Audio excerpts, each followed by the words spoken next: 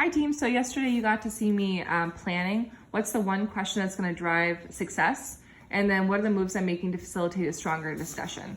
So today I'm doing the same thing. First I'm going through, I'm not worrying about prior knowledge because it came from the day before.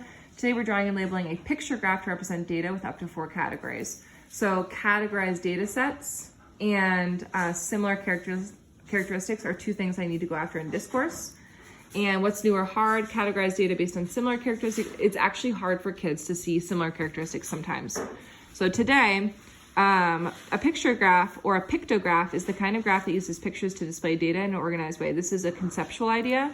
Picture graphs always create title, pictures, keys, and questions.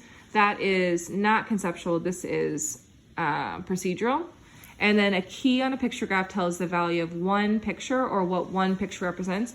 This is conceptual, and this is going to be your misconception today, is asking myself what picture to use, what's the value of the picture, and how can I represent the data based on that picture. And so we're gonna actually go after that. So TTED today is, I can represent data in a pictograph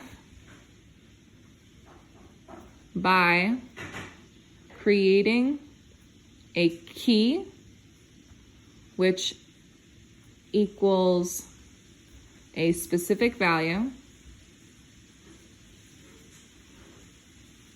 and representing data with that key.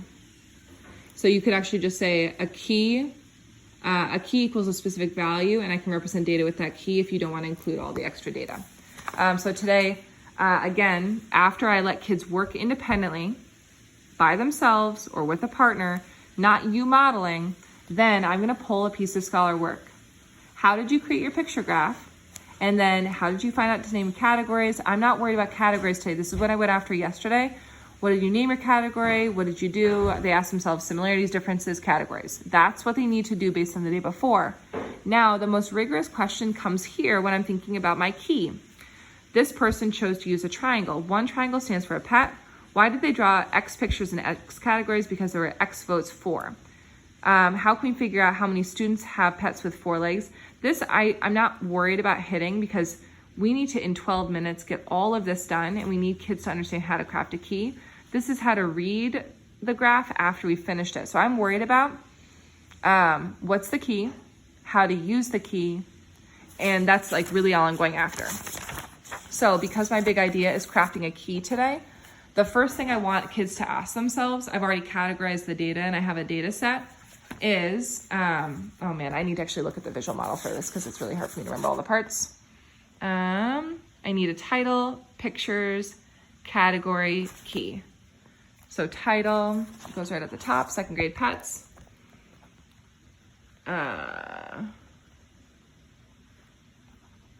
Title, picture, categories, and the categories go along the bottom. You have cat, cat, fish, dog, hamster, and we have first analyze the data. So this is 6, 5, 4, 3. Second, set up the graph. And I didn't look at their thinking questions today because I moved on.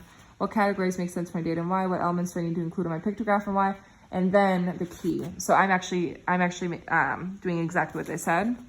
What do the categories make sense? Great. So then I need to, so I have my categories, I have my title, I need my picture, and I'm gonna need, I have categories, I have a title, and I need my key.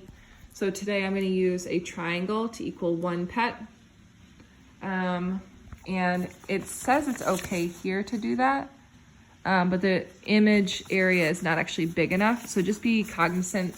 This is actually it's actually not okay that it's not big enough, but I'm gonna go like this. 1, 2, 3, 4, 5, 6. I don't know why they built this out like this. 1, 2, 3, 4, 5. 1, 2, 3, 4, and then 1, 2, 3. This is going to be your heavy hitter.